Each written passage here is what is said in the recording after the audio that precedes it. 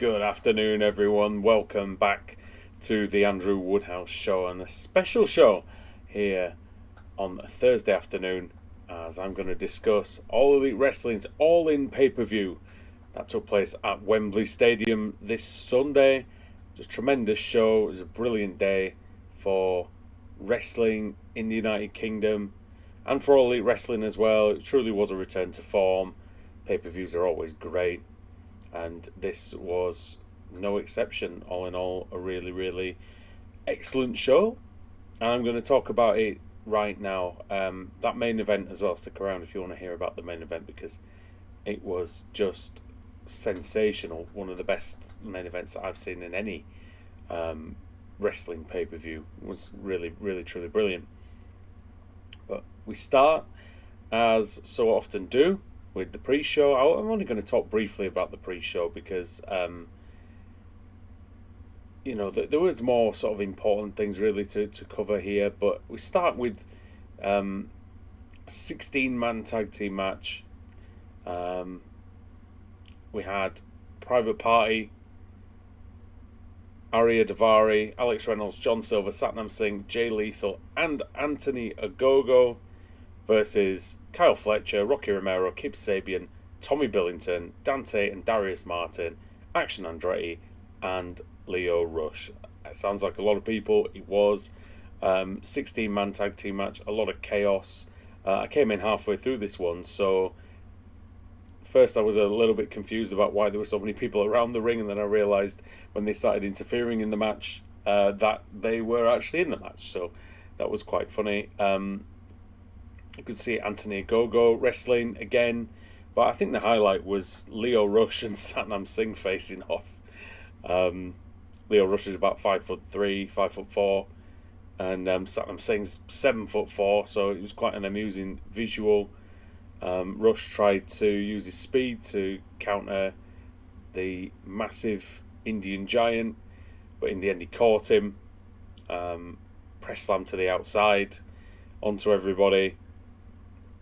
And then Private Party had a good showing, hit the silly string and the gin and juice, before in the end it was Kyle Fletcher with the tombstone on Ogogo, Dante Martin with the frog splash on Arya Daivari, and that was that. Then it was the mixed, and this match was good. It was fine. It was good enough to warm the crowd up. Nothing extraordinary, honestly. Some fun things in there. The work was good. The wrestling was good, but all in all, it was just a good match to open the show. It was a half-empty stadium at this point, so it was just a nice way to begin, and some fun stuff in there. I want to see a Leo Rush Satnam Singh singles match. I think a few people have said that. I've definitely seen that take on a couple of videos on YouTube, and it could be interesting to see if they do anything with that. Then it was the mixed tag team match between Chris Statlander and Stokely Hathaway versus the CMLL Women's World Champion Willow Nightingale and Tomohiro Ishii. And again, this was good. The women carried most of the match. Willow and Chris, fantastic. They've got good chemistry. Two big, strong, hard-hitting women. And in the end, despite Stokely Hathaway with the spine buster to Ishii, in the end, Ishii no-sold it, battered Stokely with the running forearm, and got the victory. And now, due to that, Willow Nightingale is able to pick the stipulation for facing Chris Statlander, which will effectively be next week now. So Willow can choose what that match is going to be. I'm sure those two are going to have a great match. I've been interested in this story. I think it's been a good story. It's not had masses and masses of time on Dynamite, but it's definitely developed nicely and given good airtime for both women. The wrestling was good in this. Stokely was very good. I've never seen Stokely wrestle properly, I don't think. He can wrestle a bit. I'll give him that. He can. And Ishii was Ishii. really. If you like him, you like him. If you don't, you don't. But he did a good job here in just selling just how kind of silly the whole thing was, and but also at the same time being hard as nails, which he's also known for. Then Martha Hart came out with Tony Khan. Martha cut slightly confusing promo about how she was talking about USA and Canada, got quite a lot of boos, and then eventually she turned it round to the UK. But essentially what she was there for, she made a bit of a meal of it, bless her, but what she was there for really was to wish Mariah May and Bryan Danielson luck, as they both had title matches on this card.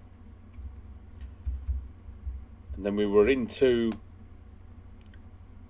the last match on the pre-show, which was a 10-man tag team match, which was Dustin Rhodes, who's a dual champion, World Tag and World Six-Man champion in Ring of Honor, with the Von Erichs, who are also his tag team trios championship partners, Sammy Guevara, who's his World Tag Team champion partner, and also Katsuyori Shibata, who my mum said he just looks like a Japanese businessman who's just finished his shift, and he's so fed up with his job he's just ready to knock someone's block off. So Shibata was the entertainment in this match for us, and he's a fantastic wrestler, he really is. Everybody played their part. Dustin Rhodes, he's got no right to be as good as he is in his mid-50s, hitting Canadian destroyers, brainbusters, power slams left, right and centre.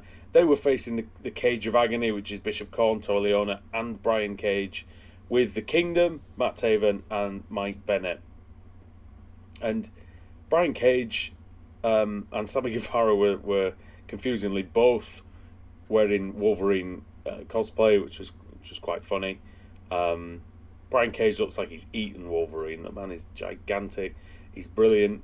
It's a shame that for whatever reason he's never really had a main event push. He had the TNT championship push, I think, in the TNT championship picture a few years ago when they were primarily at Daly's Place. Yeah, he's had a few main event matches in AEW, but he's never really had consistent pushes or really a consistent sort of direction. He's fantastic. He's great.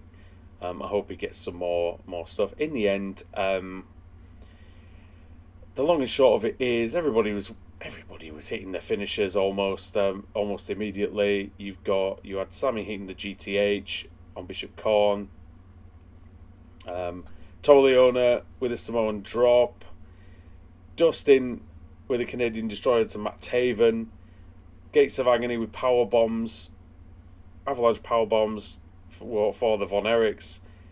Matt Taven with a Death Valley driver on Shibata, and then Dustin Rhodes hit the Crossroads on Matt Taven. Thought he was it, and then it all boiled down to Sammy Guevara going to the top rope, hitting a massive senton after Dustin Rhodes hit the final cut, and then Dustin pinned Matt Taven for the win. There was a attempted beatdown after the match, to which Kevin Von Erich, the legend that he is, got in the ring, joined everybody for the Iron Claw, and everybody did some Iron Claws to the heels, sent them on their way, off they went. And then, as we were sort of ready to get the pay-per-view underway, with just a few minutes to go, Saraya came out with Harley Cameron and some randomers, and also the Knight family, essentially. Harley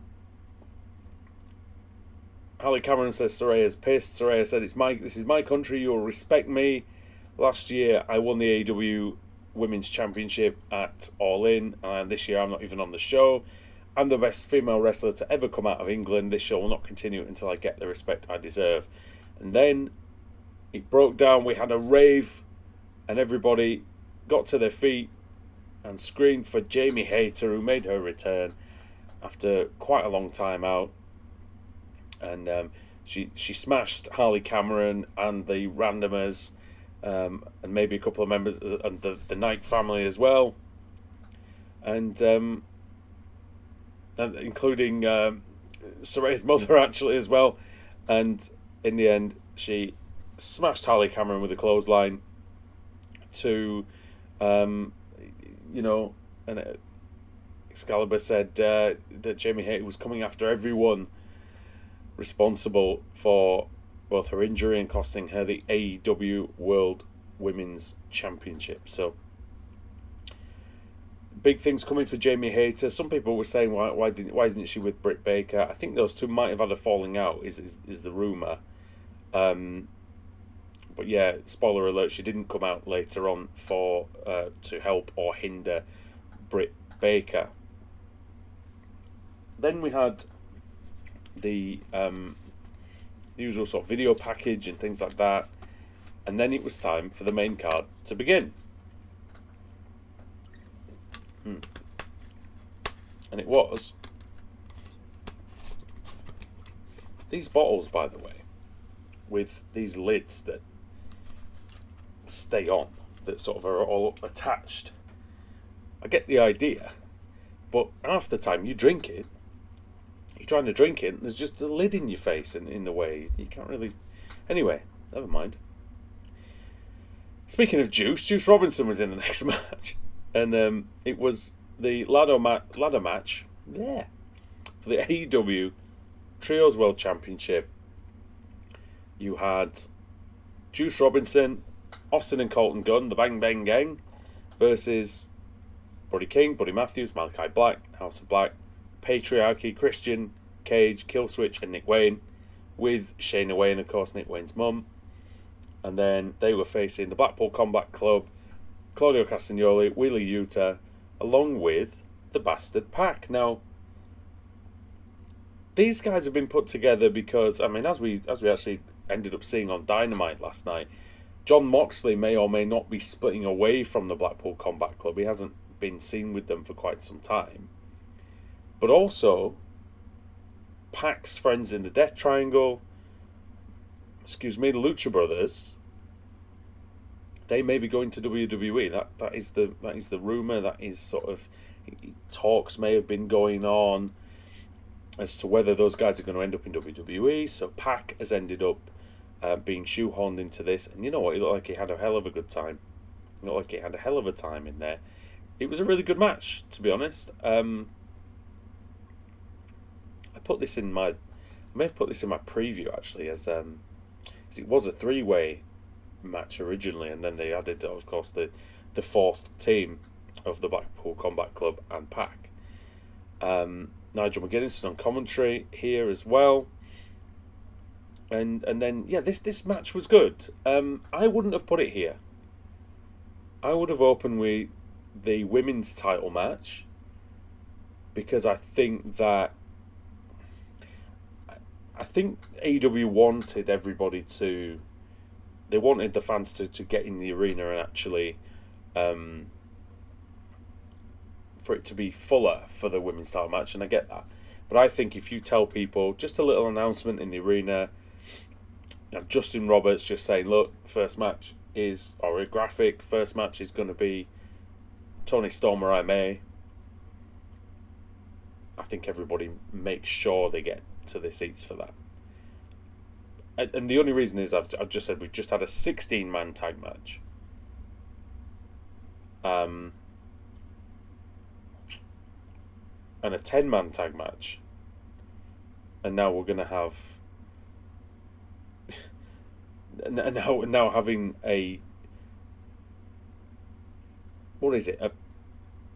It's basically, what, four teams of 3.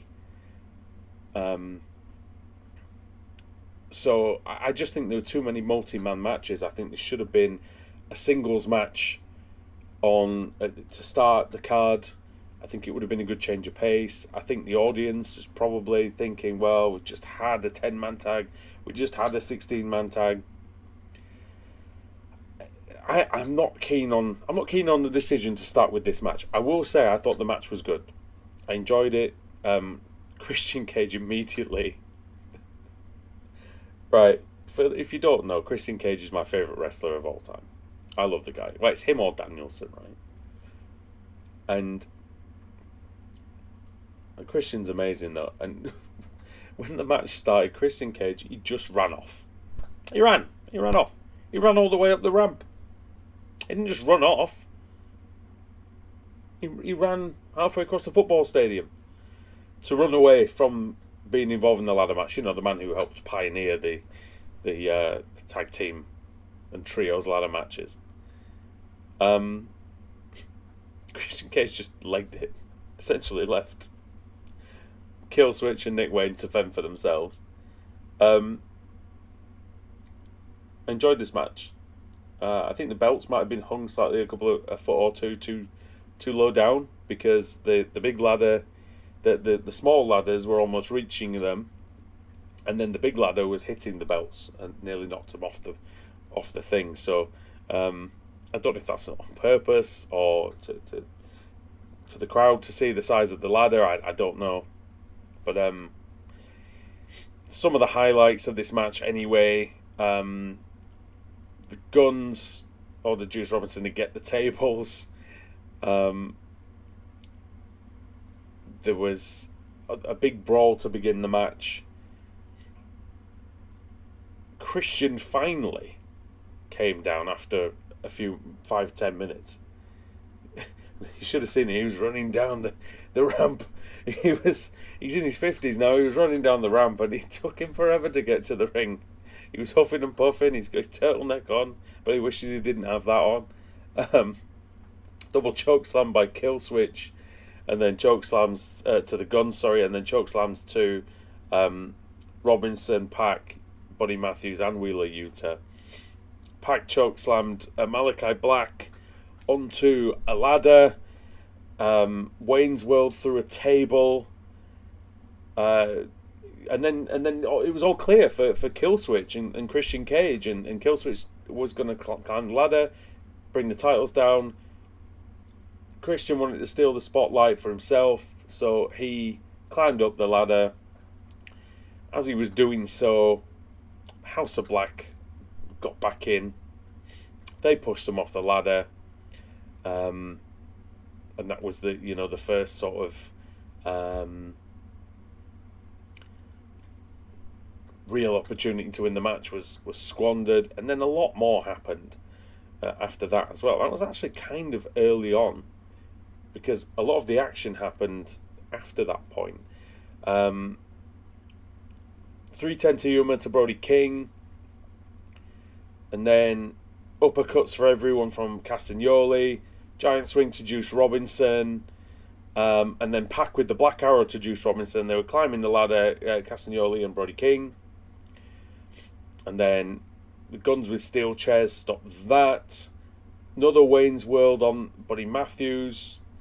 The Guns went through 2 tables as well. Canadian Destroyer through a table from Nick Wayne. Nick Wayne was the MVP in this match. He was all over the bloody place. He was doing Wayne's Worlds. Like I say, Canadian Destroyers, dives, taking bumps, everything. Juice Robinson then grabbed a massive ladder, went to the top rope. Juice Robinson landed on his nutsack on the ropes, and then a kill switch to Pac, and then Shayna Wayne got up and she started spraying what looked like hairspray or something like that in the eyes of Wheeler Yuta. She tried to do the same to Juice Robinson. Robinson got a steel chair like that in front of his face, and she was just spraying the chair on the outside. It was quite funny. Juice Robinson's great. And then spear by Christian to Buddy Matthews. And then Christian got on Killswitch's shoulders. Killswitch was climbing the ladder with Christian up there. And then, but then Pac was climbing on the other side, kicks Christian off, takes down the belts, and we got new AEW World Trios champions. And Pac even looked happy. after this match. This is the wildcard team. Excalibur said. Pac's a 2-time trios champion. House of Black with some respect, so maybe they're turning face as well. So, but then, we've got new champions. And you know what? I can see a lot worse than putting Pac in the Blackpool Combat Club if that stable's going to continue with Danielson, Yuta, and Castagnoli. Why not they've all got some gold, why not continue with that stable with all those guys in together? I think that would actually be really, really good fun, and they could do something with that. They could even go against Moxley if Moxley's new direction is anything to be seen. Right, now it was time for the blockbuster, shall we say. And it was the AEW World Women's Championship match. Toni Storm, Luther coming back after Mariah May put him through a table a few weeks ago, and Mariah May in her home city, mostly booed. A few cheers, but mostly booed, and rightly so. And this was great. Toni Storm's entrance was really good. She even had a picture of herself at Wembley Stadium in 1924, which was fantastic. It was old Wembley Stadium as well, just after it opened. I'm thinking the White Horse FA Cup final style pictures, and then just her above just doing that, and yeah, really good. Obviously wants revenge on Mariah, so they have a big brawl at the start. Mariah May with a drop kick. And also, Mina Shirakawa was there. She was watching on. She wasn't sure really who to support. I think she was just a bit of heart in the mouth, really. Two women that she loves to be fighting each other. Mariah May was quite. She was nasty in this match. She spat at Luther. She slapped her own mother, which is ridiculous. She beat up Luther for no reason, really. And then, but in the middle of the match, Toni Storm hit the Storm Zero on the steel stairs to Mariah May, busting her open and giving her a little semblance of revenge from the beatdown with the shoe a few weeks ago. And then, essentially, what happened after that was near fall. And some really, really well-judged and well-timed near falls as well. Power bomb from Toni to Mariah. A couple of hip attacks. 3 hip attacks, actually, from Mariah May. German suplex and a clothesline from Toni Storm. And then Storm Zero, but then Mariah May kicked out 2. So that was shocking. Double headbutts. Mariah tried to use the belt, the Owen Hart belt, I think, and then Luther pulled it away, and there was just one gloved finger, the middle finger, to Mariah May. But then Mariah May went and got the shoe. Still had the Toni Storm's blood on it. Toni managed to get it off her before she could use it. And then she just could not bring herself to hit Mariah May with the shoe. She could not bring herself to do it. I mean, it would have been a disqualification, but she still wouldn't have. She still didn't manage to do it. So obviously, still loves Mariah in some way, even after what she was done, even what she did to her. But Mariah May isn't the same Mariah May that was here a few weeks ago. She hit 2 knee strikes, Storm Zero, 1, 2, 3, and new women's world champion is the glamour Mariah May. And I think that this is a great decision. I think the story's been fantastic.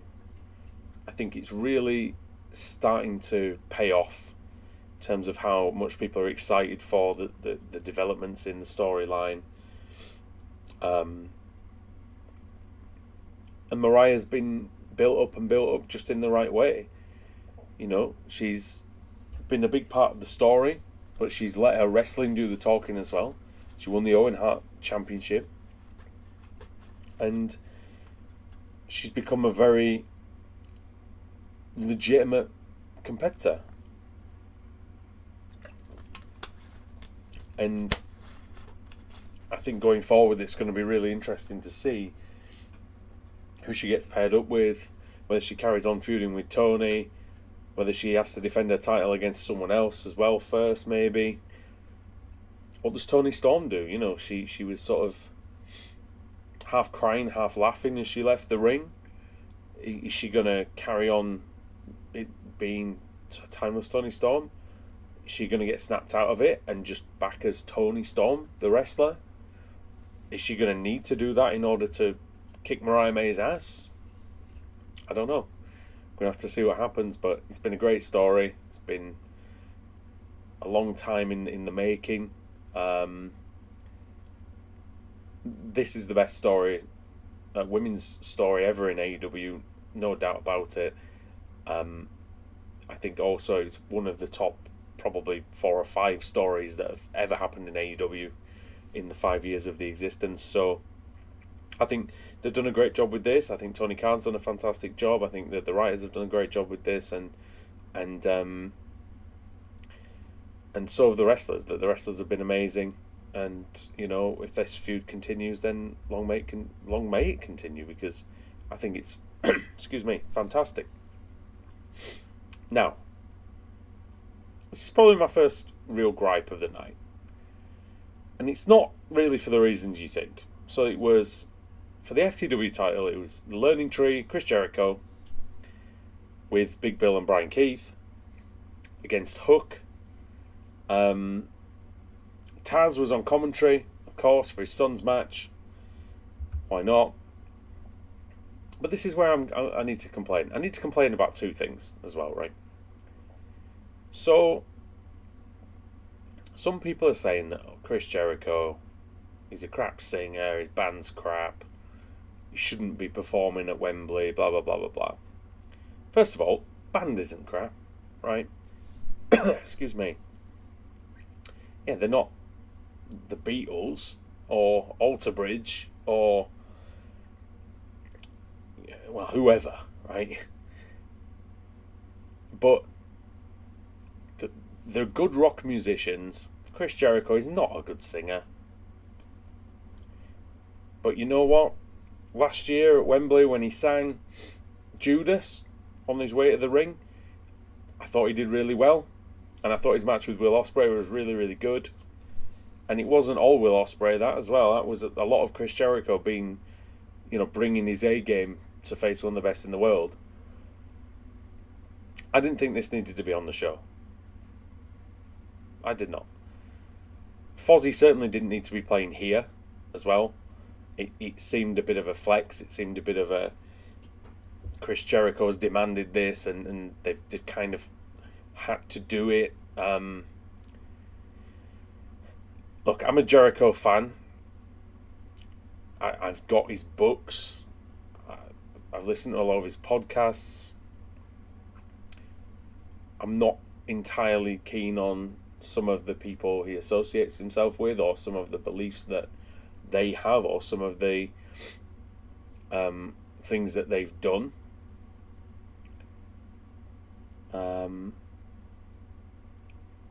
But he's a legend, and I'm a fan of Chris Jericho, right? This could have been a TV main event. I think this would have been absolutely fine as the main event of Dynamite or Collision. Why not? Doesn't need to be on pay-per-view. Does not need to be on pay-per-view. Could have been like the main event of the Cardiff Dynamite or something.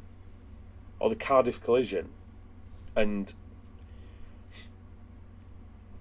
this would have been absolutely fine. I will say I enjoyed the finish. I thought the finish was very good.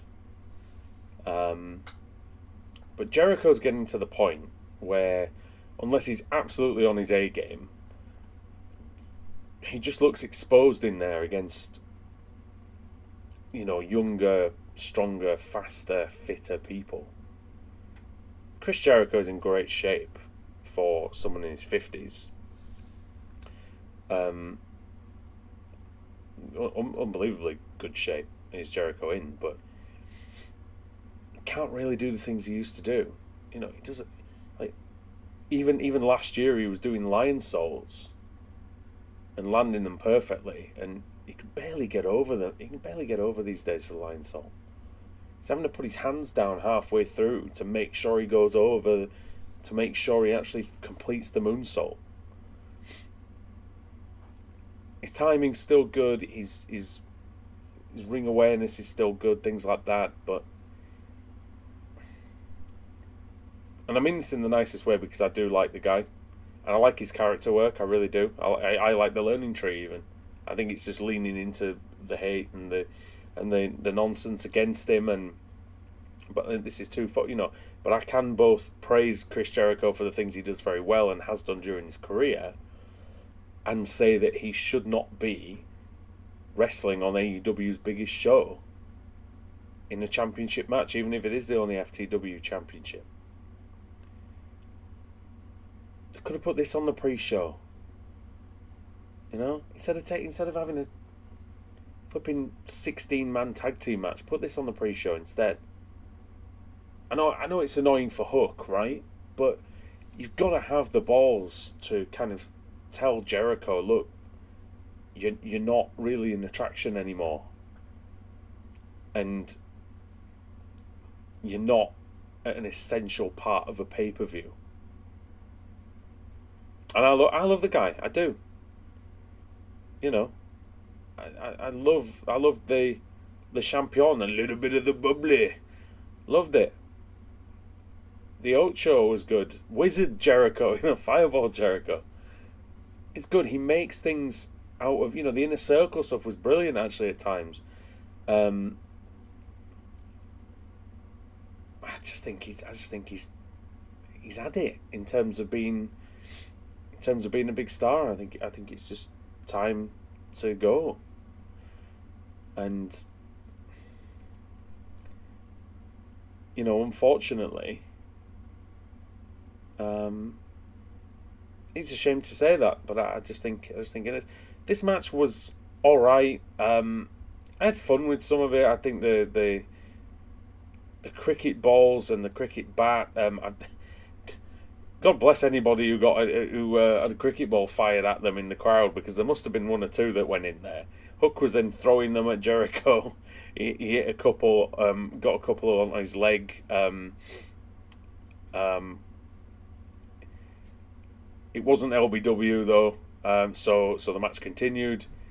But essentially the match was a 3-on-1 handicap match, right? Which is fine. No disqualification. I get that. FTW rules. It means that people can come down. People can interfere.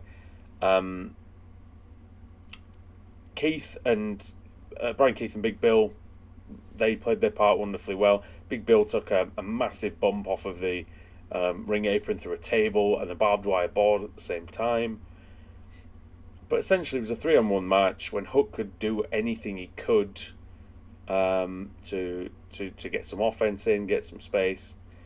He dodged a Judas effect. He hit T-bone suplex.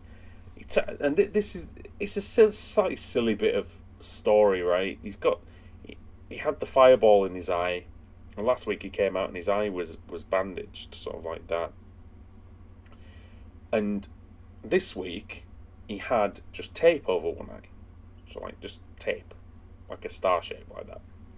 Halfway through the match, after he hit the T-bone suplex, took the tape away, said he can see, but why would you fight a 3-on-1 handicap match with one eye even if you can see out of it? Why would you tape it up if you can see out of it? Couldn't you have done that before the match? Couldn't you have revealed that before the match? Could have even done it where Jericho... Could have even done it where Jericho maybe was trying to be cocky, and maybe he was going to take Hook on one, and then maybe if Hook stands on the ramp, takes the eye bandage plasters off, and goes, I can see, and then maybe that's when you bring Big Bill and Brian Keith in to actually be a part of the match, because it's another hurdle for Hook to jump over. I just think it was a bit daft. I think it made Hook look stupid, but then it also made Big Bill and Brian Keith look stupid because they're getting beat up 2-on-1. One of them's twice the size of Hook. Not that really matters, but it kind of does in this situation.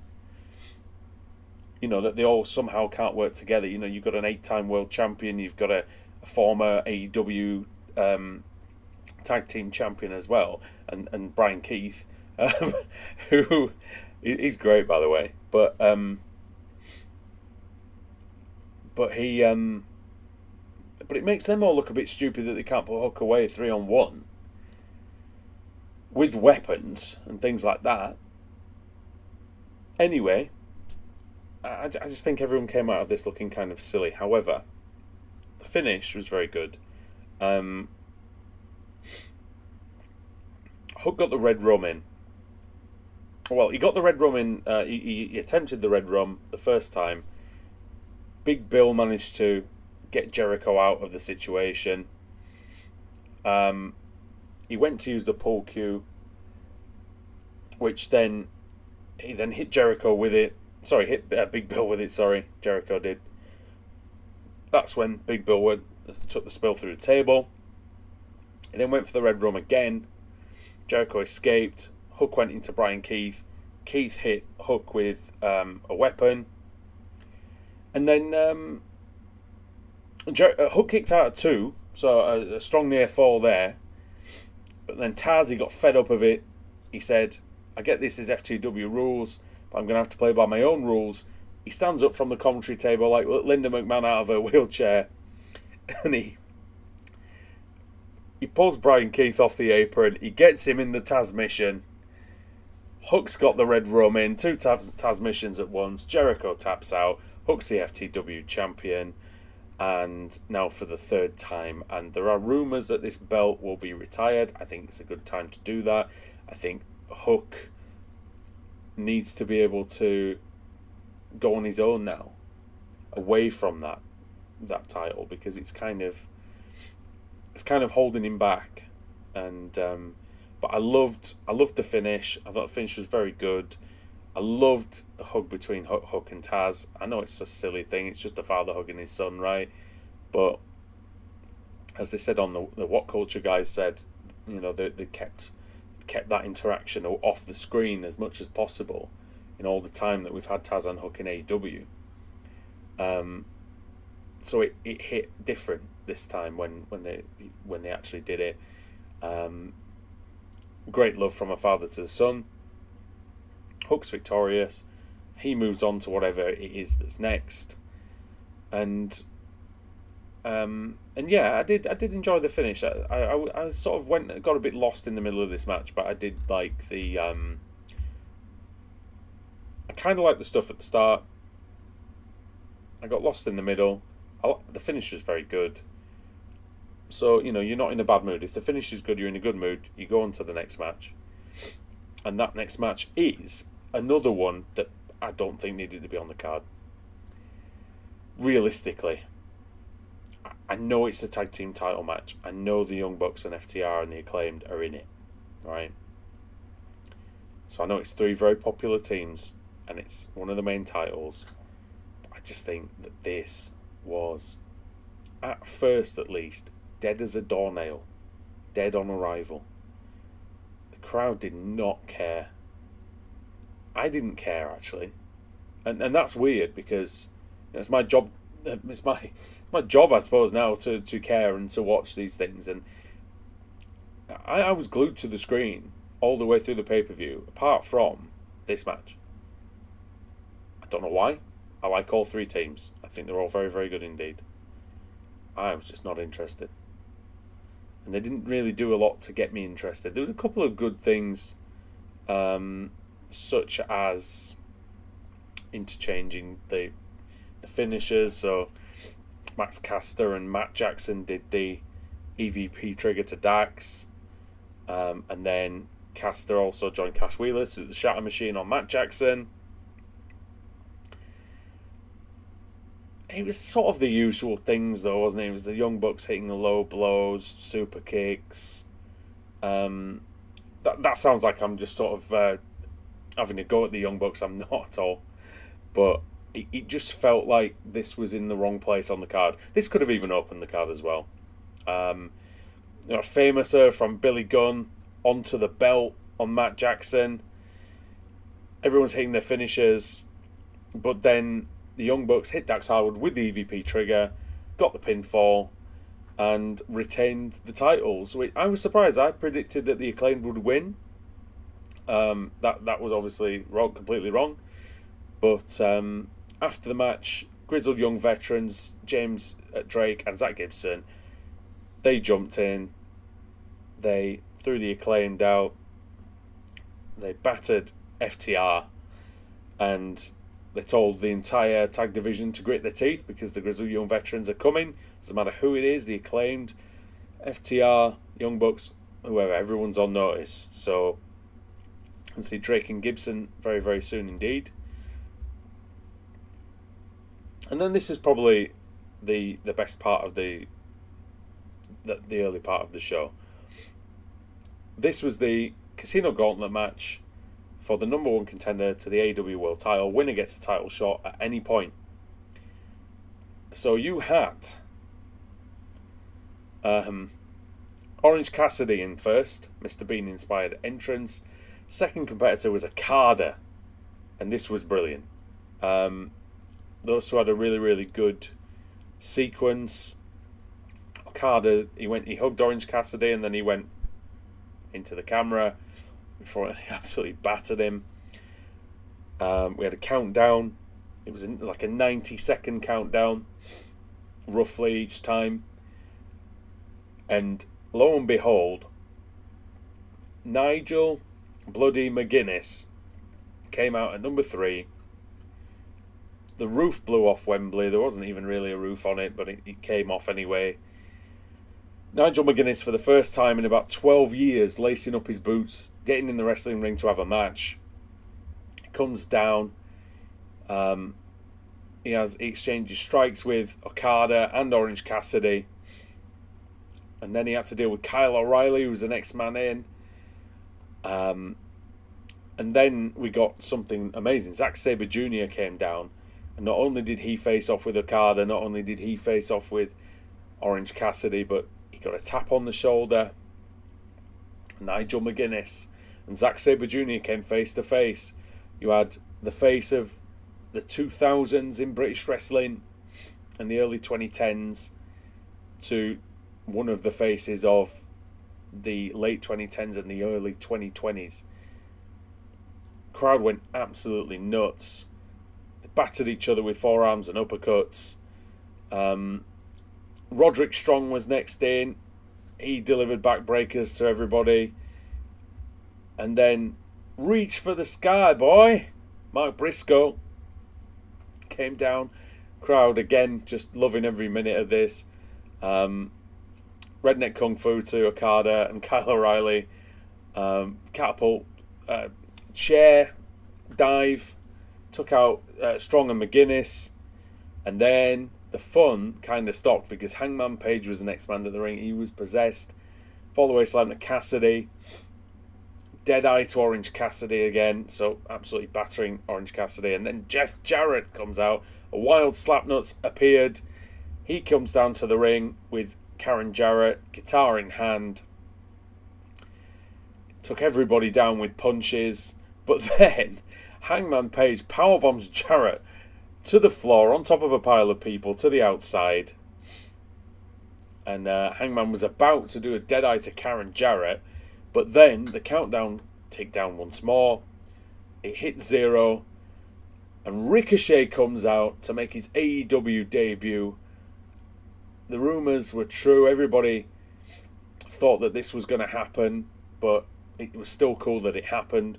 Ricochet's All Elite was in there with everybody, diving around the ring, shooting star press to the floor on top of everybody. And then another countdown. And then actually there were 2 countdowns, because the next man who came out was Christian Cage. He was still selling the injuries from the earlier match that he lost, of course. Limps down to the ring all the way down. Immediately was smashed by Ricochet with a crossbody. Buckshot lariat from Hangman. Okada broke it up very nonchalantly. Dropkick to Page. Karen Jarrett cut off the buckshot. Jeff Jarrett guitar shot to Hangman Page. Rainmaker to Jeff Jarrett.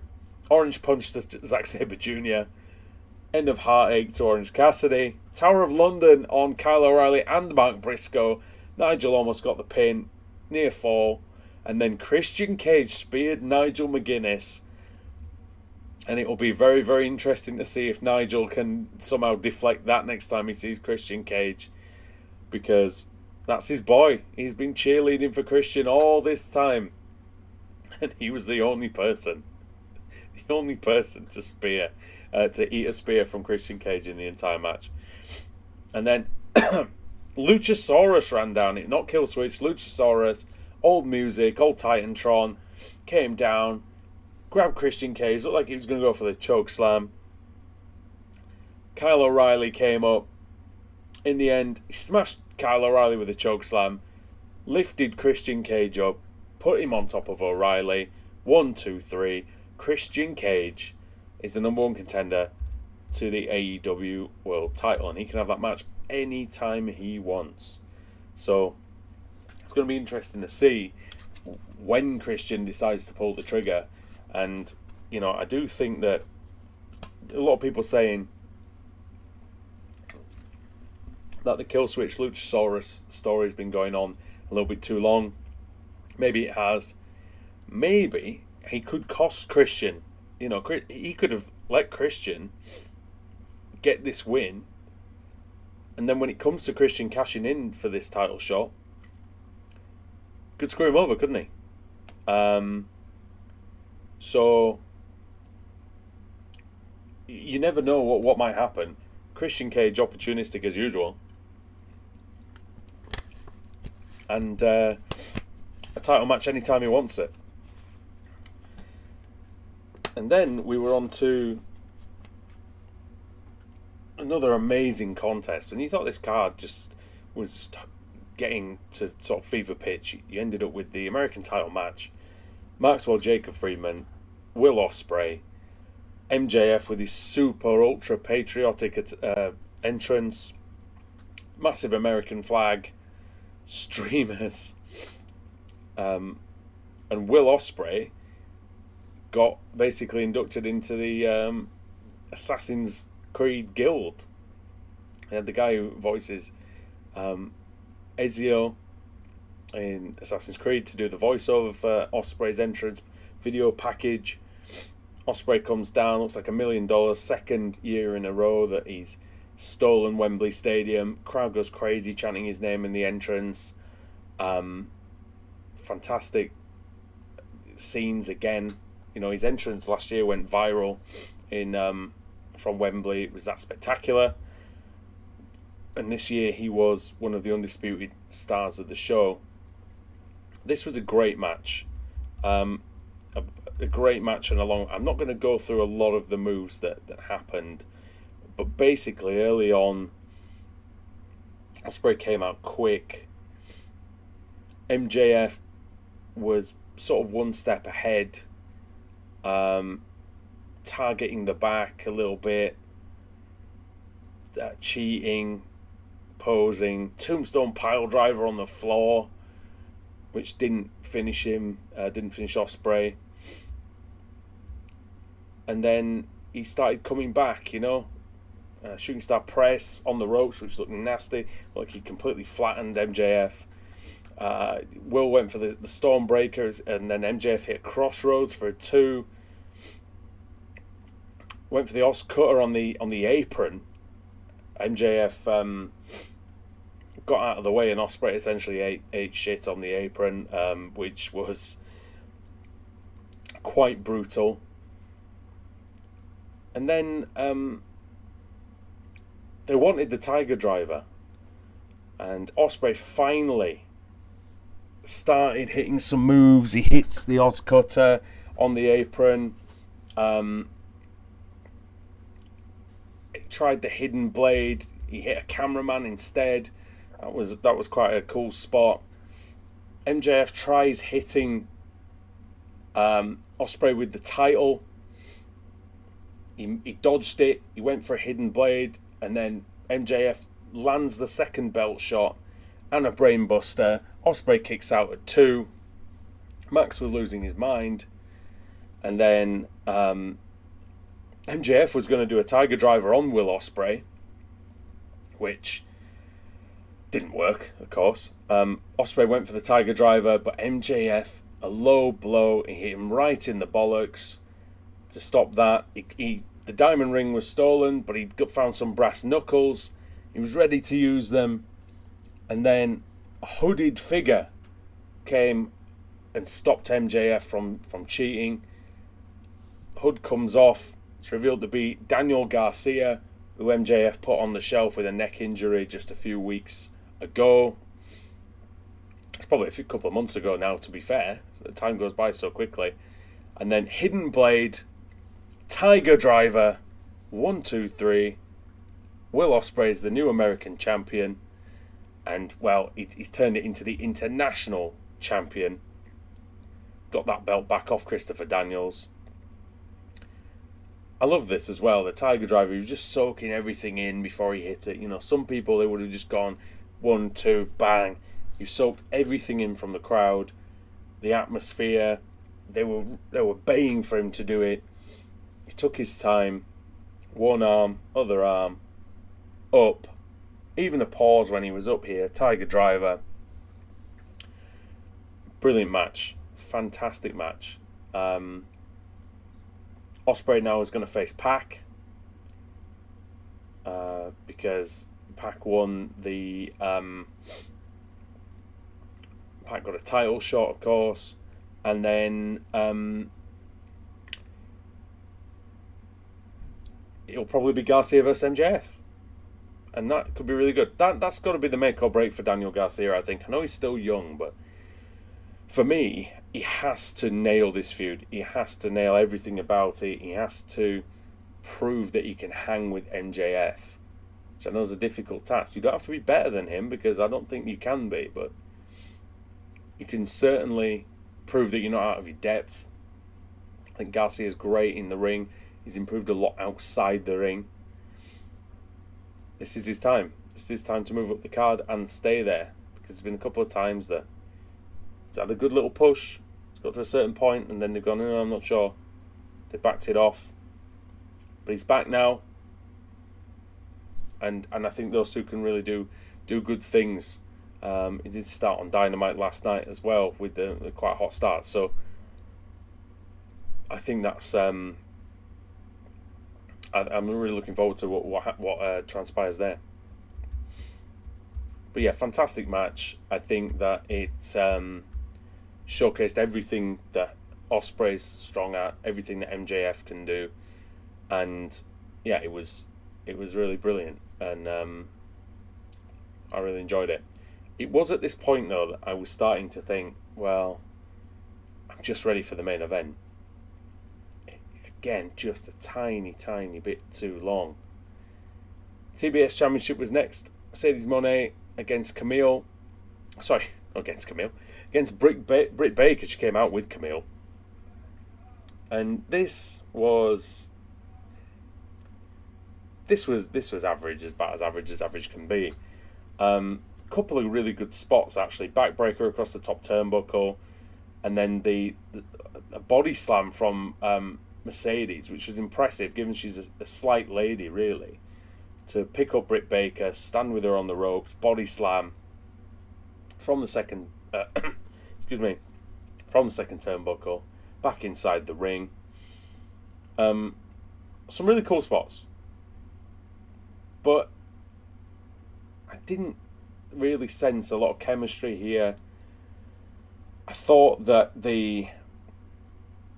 chemistry wise, it was like the opposite of the first match, of the Mariah May Toni Storm match. It was all good. Like, this would have been a good match on TV. I think if this was a TV match, I think it would have been absolutely great. I think for pay-per-view though, you've got to go that extra mile. I think Mercedes still hasn't rediscovered her a real rhythm and a speed in there. She looks quite a bit slower than she did, I think, when I used to watch her in WWE, for instance. I don't think she's quite making everything look as crisp or as fast as what it could do. She's definitely added some power to her game. Like I say, hence the power slam and the body slam, from the top. A couple of good counters as well. Counter of another body slam into. It was almost like a flux capacitor almost that Britt Baker ended up hitting on Mercedes.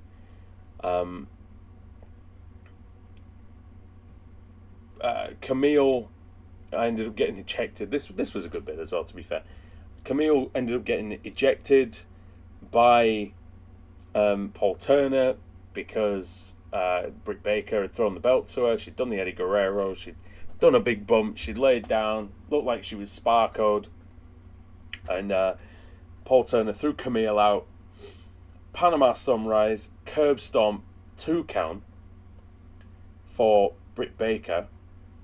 And then she went for the lockjaw and surprisingly got out. Mercedes Moné got out of it straight away. She hit the Moné Maker, the spinning gory special, and she got the win, just like that. I thought, like I say again, a bit like the Hook Jericho match. This is a TV main event for me. I think it could have been a good one. I think it was good. I think in the grand scheme of things, I think it was good. But I think these two are capable of much better.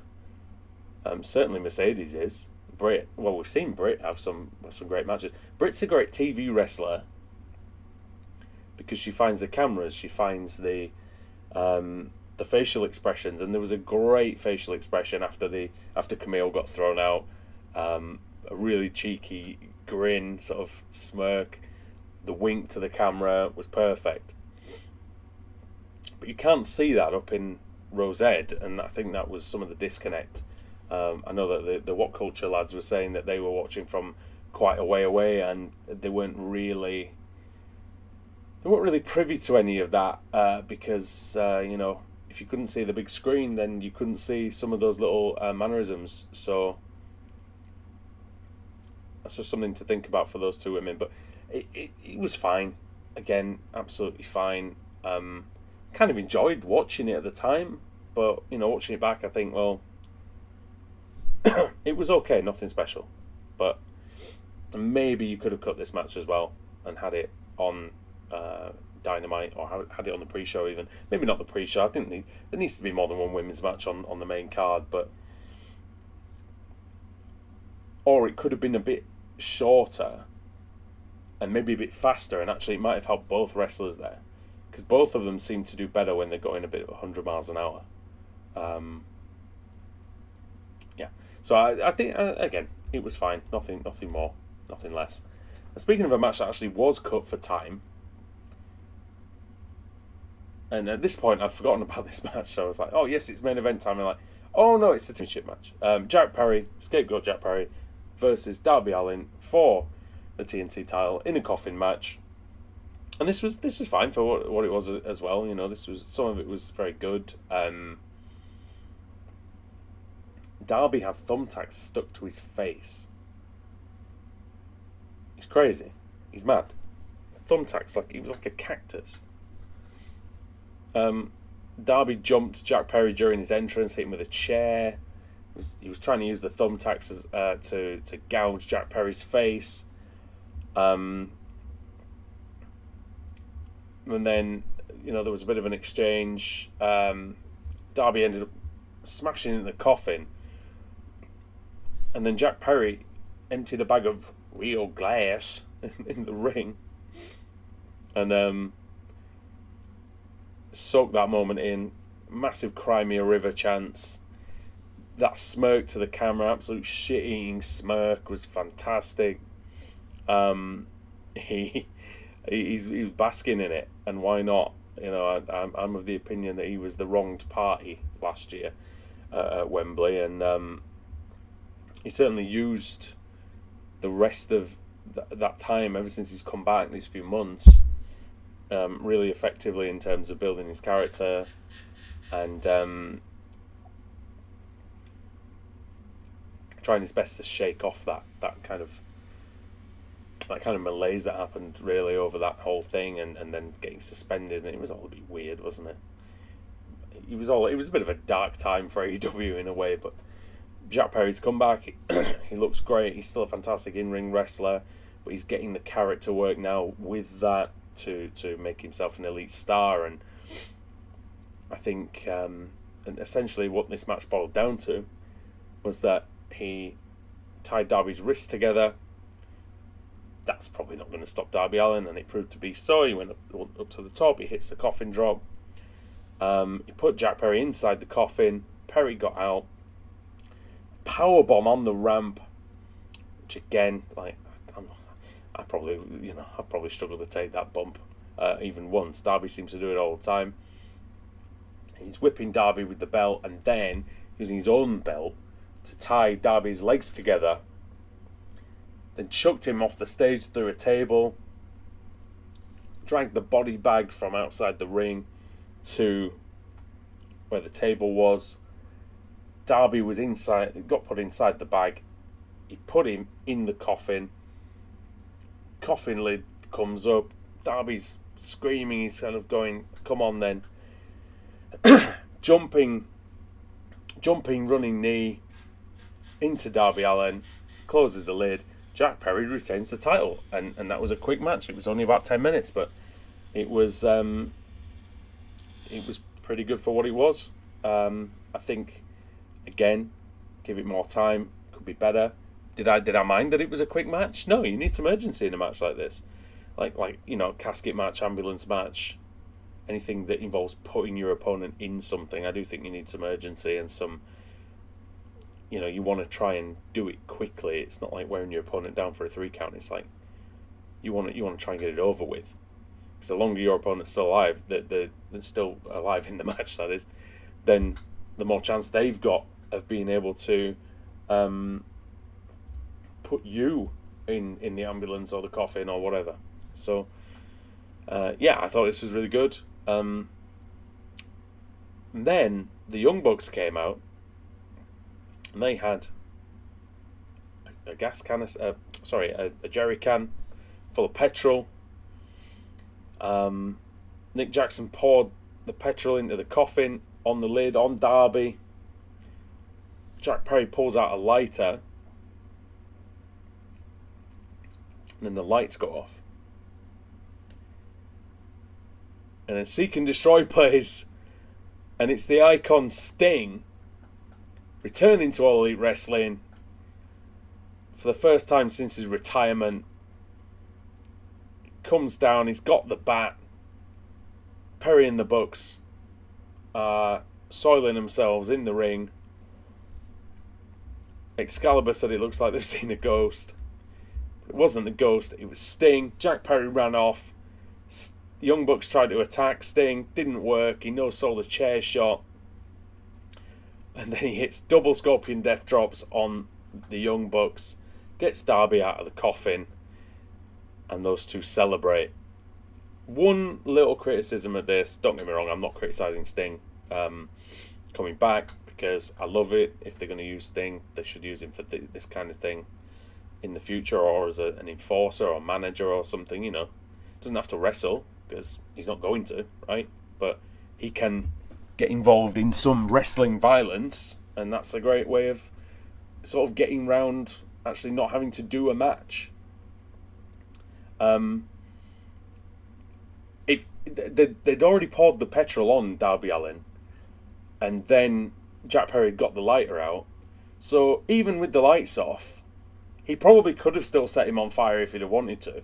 So in that sense, I think that kind of, if Sting comes back 10 seconds earlier before they finish pouring the petrol everywhere, then in theory that makes more sense, right? But it's real picky stuff, that. And yeah, it was great to see Sting. The crowd went absolutely mad. But then it was time. Great video package, goosebumps, setting the scene. AEW World Title match, title versus career. Swerve Strickland, current champion, along with Prince Nana. He had a live rap entrance with flash garments and the like, coming in and rapping Swerve Strickland's theme song. And then the final countdown. Well, the final countdown actually came first. Bryan Danielson coming to the ring. He saw Bryan's wife Brie and their two kids, Buddy and Birdie, at ringside, and he just got those feels. Then Swerve comes down, killed the vibe completely. No, he was fantastic. What a great entrance for Swerve. He looked cool as hell. The title around his waist has just become like become sort of a symbiotic part of Swerve. When he doesn't have that title anymore, now he doesn't have that title, it's going to look very strange. He's been a great champion in All Elite Wrestling. Excuse me. And but it was a super entrance, great contrast to Bryan's more sort of slight, if you call it flamboyant, grand sort of entrance. And Swerve is cool as anything. The way he walks to the ring, the way he looks around subtly, he carries himself. He's just strolling down like this. And he just set the scene for the big fight feel. Massive. Jim Ross as well is on commentary, and that really added to... I thought JR was really good. I thought this is kind of the way to use JR as well. It's like bring him in for 1 or 2 matches a night. Let him use the energy. You've seen before, he flags in longer broadcasts. Let him use that energy. Let him empty the tank on 1 big match. 2 big matches, something like that. Let him go hell for leather. That way as well, he can prepare for just 1 or 2 matches. He doesn't have to know everything about everything that's going on, which at his age, he's in his 70s now, I think. I think it's better for him. He's had a lot of health issues recently, so it'd just be an easier workload for essentially a pensioner to be given a more limited role. And I think he's been doing great stuff when he's come back the last few times. We haven't got salty JR, as Luke Owen would say. We haven't got sort of miserable JR or JR that doesn't really know what's going on. We had Jim Ross. We had good old JR, Jim Ross. For this main event, we had the old JR. We had prime JR almost at times. He was very, very good in this, and just added to the occasion. And 50,000 people going mental for this match. This was a long match, again, but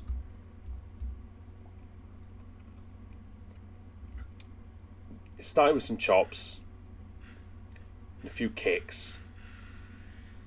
Swerve was always looking over at Brie and the kids. It went outside the ring.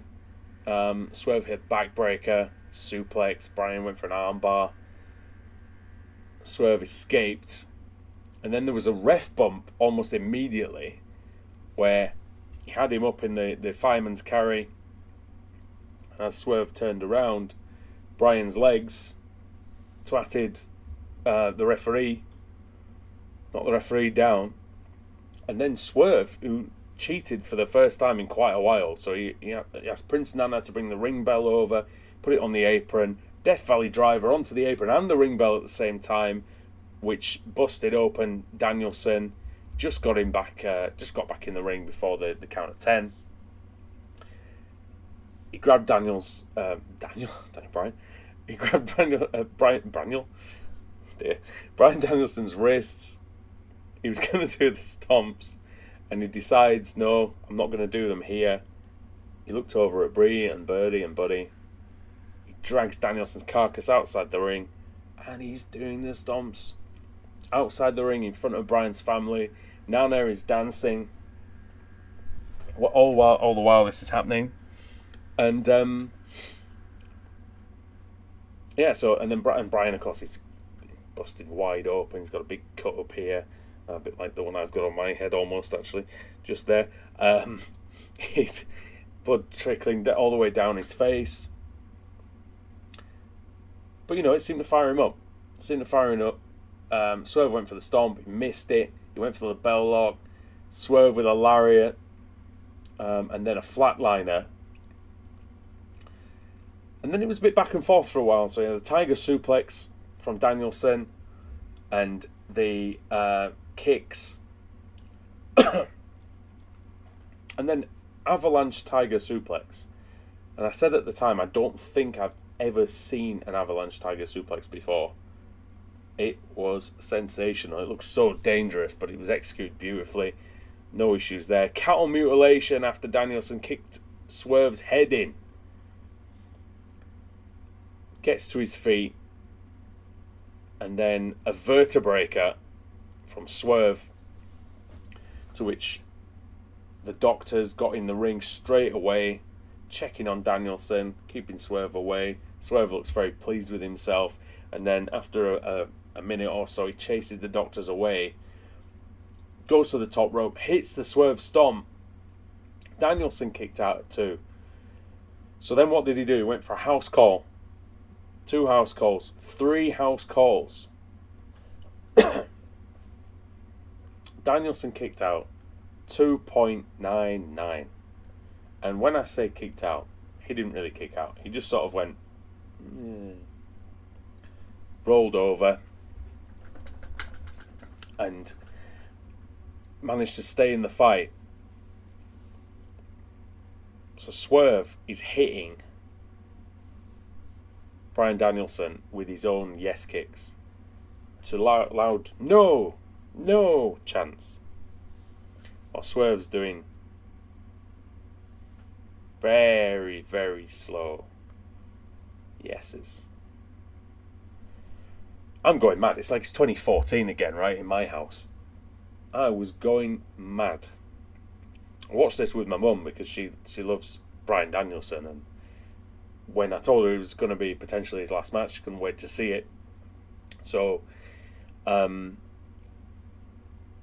we were shouting and cheering and rooting for Bryan Danielson like it was 2014 again. That's why I keep saying Daniel Bryan, right? Because WrestleMania 30, if you don't know,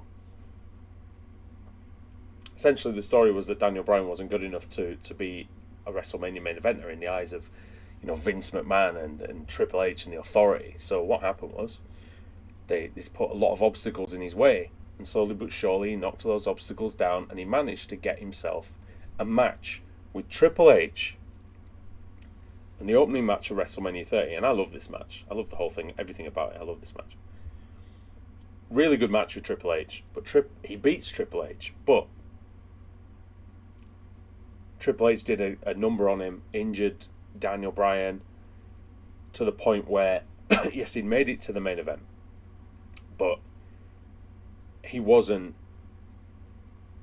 surely wasn't going to win, right? He's got tape everywhere, tape on his shoulders, tape on his arms, tape on his legs. And then he's got to face Randy Orton and Batista for the WWE title. And in the end, he overcame all that. He taps Batista out. He wins the WWE title. And it was about 5 a.m., right? And I'm there, I'm sat in my living room. I'm full on yesing like there's no tomorrow. I'm I'm crying, right? Because you never thought that he would do it. You never thought that they would give him the belt. You never thought they would actually pull the trigger on someone like Daniel Bryan in the WWE. And it happened again on Sunday. This happened again. We're going mental in the house, right? Because Swerve's doing the slow yeses. He's doing the yes kicks, or the no kicks, essentially. And Danielson is bloody, he's battered, he's almost beaten, and he looks over his wife and kids. I mean, every kick seems to steal him. Every shot seems to just solidify his reason for being there and fighting in this match. He looks over at Brie, at Buddy, at Birdie. Swerve says, "Don't look at them, look at me." And then Danielson rises. And he shouts, "I love you so much." There's people in the crowd crying at this point even. The match hasn't even finished and people are crying, right? It's how much they love Bryan Danielson and how much this story and this wrestling match was so well executed. It transported you to another place. Danielson locks the triangle choke in. He's hitting 12-6 elbows on Swerve's head. But then Swerve, it's a slam. Regal plex from Danielson. And then he's firing up. He's in the corner. He's ready. Busaiku knee. Hits Swerve in the chest. And Swerve stands there. He takes 2 steps back and just goes,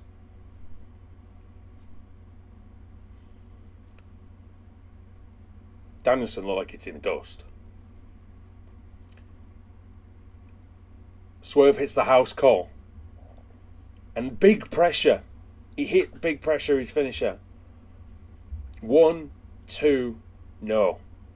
Danielson kicked out. He prolonged his career. Tony Schiavone said Swerve is in shock. He couldn't believe what was going on. And then, would you believe it? Hangman Page jumps over the railing. We wonder what the hell's going on. He's throwing security around. He's knocked Prince Nana down. But then Page was carried away. They were almost carrying him out of there, literally. On the to get him out of this main event match and out of the vicinity of this match.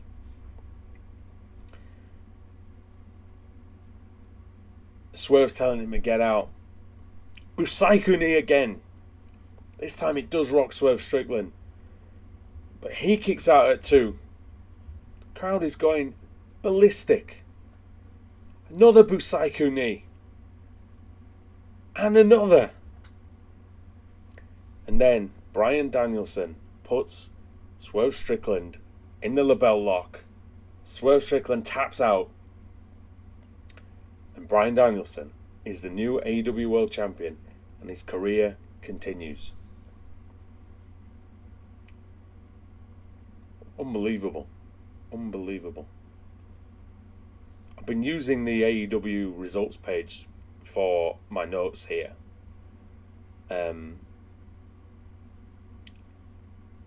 Amazing quote for Tony Schiavone at the end. This is what pro wrestling is all about. This is what AEW is all about. And I'm glad I was here to witness it. I think only in coming years are we going to realise just how great Bryan Danielson has truly been. Because, sorry, my voice has had it. We realise we're seeing something special, and a lot of people are saying that he's the greatest of all time anyway, right? But what I mean by that is I think you're going to look back in 20, 30 years and you're going to say, I watched Bryan Danielson against Swerve. I watched Daniel Bryan against Randy Orton and Batista and Triple H. And you're going to realise just what a master he is. And Swerve Strickland is becoming a master of his craft as well. Let's not at all have any doubt about this. He put up just as much of an amazing performance in that ring as Bryan Danielson did. He deserves every single accolade, every single bit of praise. He's had a great title run, and now he can move on to having a feud with Hangman, which again that's going to continue and rumble on for the ages. That is brilliant match, a wonderful ending. Bryan's family come into the ring. He's hugging them. The Blackpool Combat Club come down with their new trios, their new trios titles. Bryan Danielson's the world champion. However long he's the world champion for, don't know. But are we going to enjoy it and savour the last, whether it's the last inkling of it, last vestiges of his in-ring career or not? Because he said he wants to go on for years and years, and he wants to be one of those old wrestlers who's still digging out the boots at 75. We know he's going part-time. We know he needs neck surgery. But however long he's got that belt for, we'll be glad that he's got it. Overall, I really enjoyed this show. I don't think it was a perfect show because excuse me, because I think that like I say, a couple of things could have been cut from it for time, and if it was just a little bit shorter by half an hour maybe, I think it would have been damn near perfect. I think if you put the tag title match maybe as the opener or as the second match, and then you put the Jericho match on Dynamite or the pre-show, then I think you've got a really good show there. But yeah, this was brilliant. All In is not going to be held at Wembley next year. It's going to be held in Texas at the Texas Rangers Stadium, Globe Life Field, one of the newest stadiums in Major League Baseball. So that's going to be exciting. But then it's going to be coming back to Wembley in 2026. I'm going to do everything in my power to go to that one. I know I said I was going to go to this one, but it just transpired that a lot of things just conspired against me for that one, I'm afraid. But I'm so glad I watched it at home. I'm so glad that I was able to be a part of it indirectly and get that feeling of wrestling back. That feeling that I wasn't really sure I'd probably ever get again with wrestling. Because that WrestleMania 30 main event just brought out everything in me. And this was amazing. This was so good. So well thought out, well considered, well put together, and amazingly well wrestled. People are going to remember this for a long time.